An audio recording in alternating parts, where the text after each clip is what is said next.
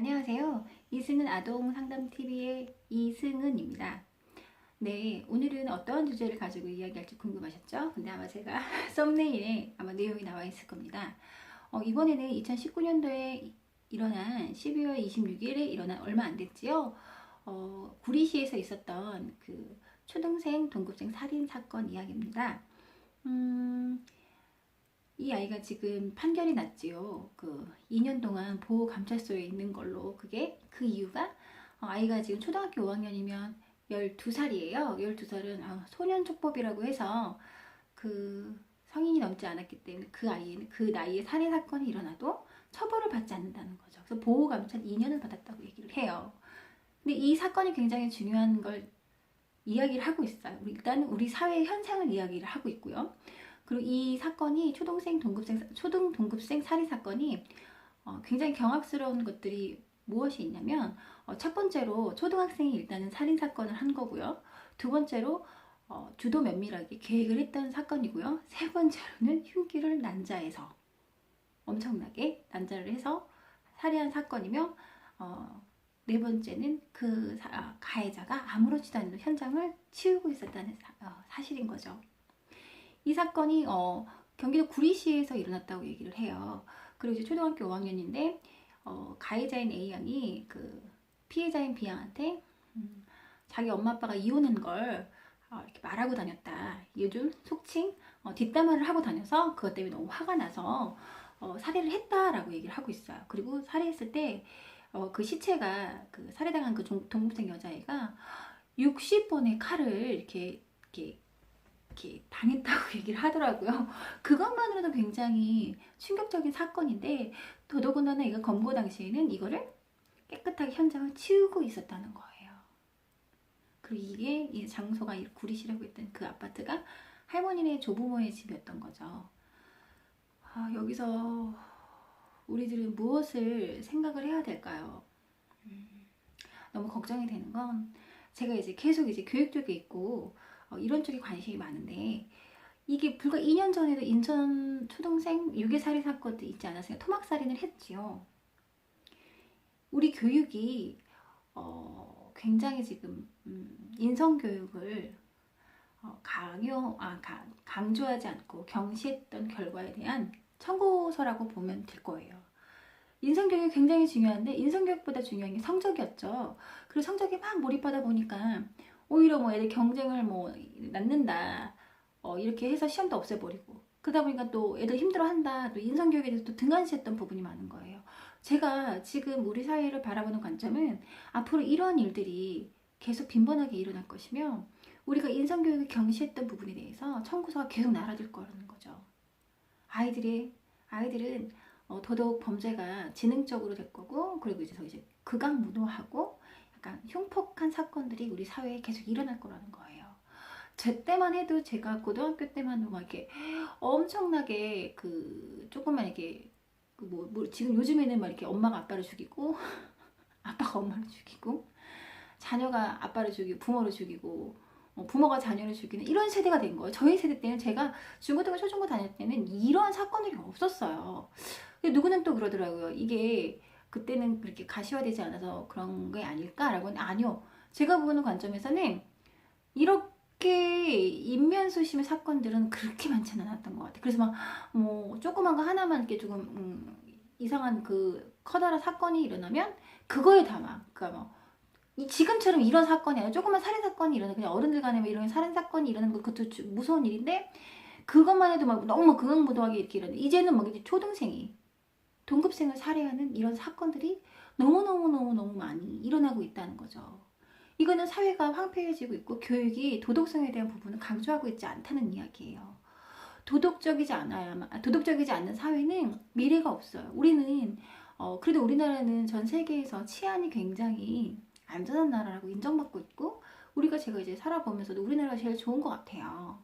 그런데 이렇게 극악무도한 사건들이 비일비재 일어나면서 앞으로는 더 일어날 거라고 봐요. 왜냐면 제가 다시 말씀드리지만, 우리는 도덕교육과 인성교육을 중요시 여기지 않았어요. 그렇다면 어떻게 해야 될까요? 정말 저는 너무너무 걱정이에요.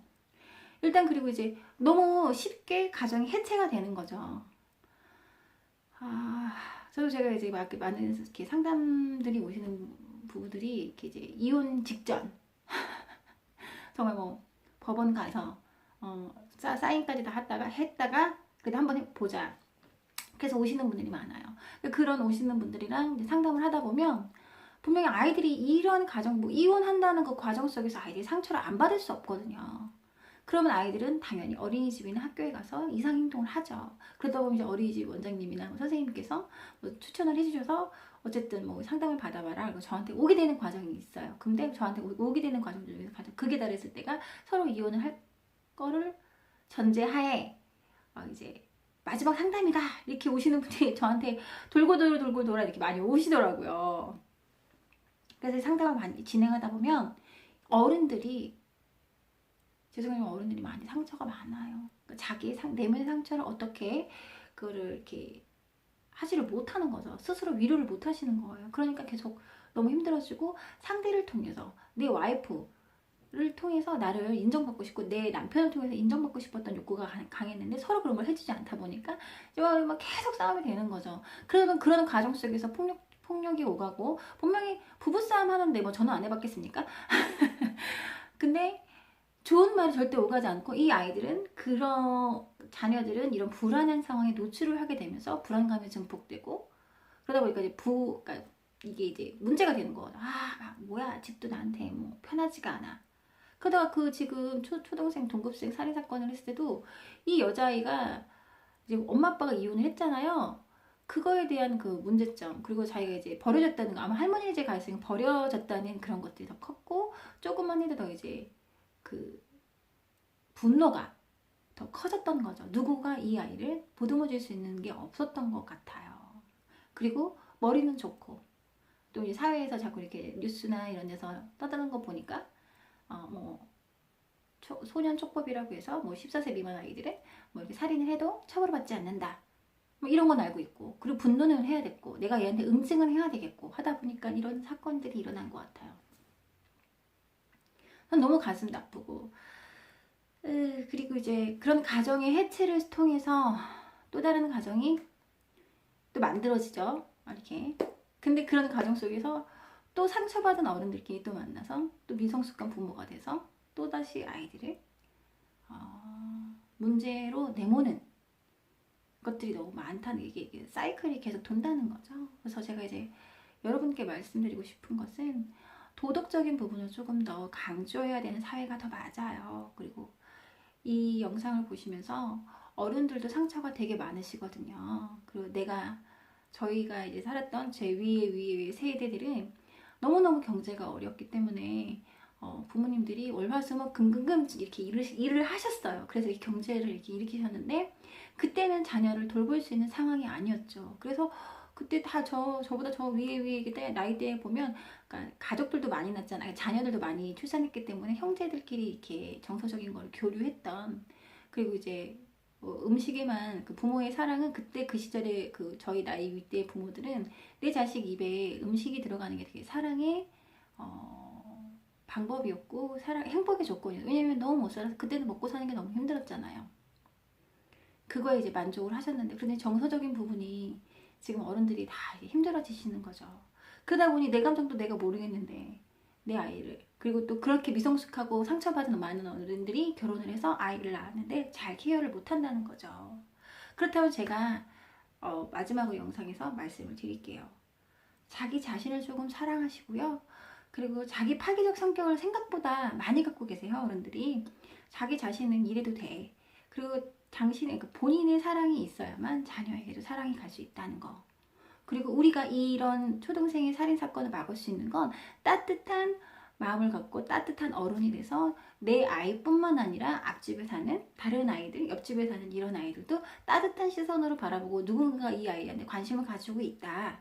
라는 것들을 메시지라도 이렇게 눈빛으로도 보내주셨으면 좋겠어요. 서로 따뜻한 사회가 돼야 이런 극악무도한 사건 때 우리는 너무 사회적으로 너무 힘들지 않습니까?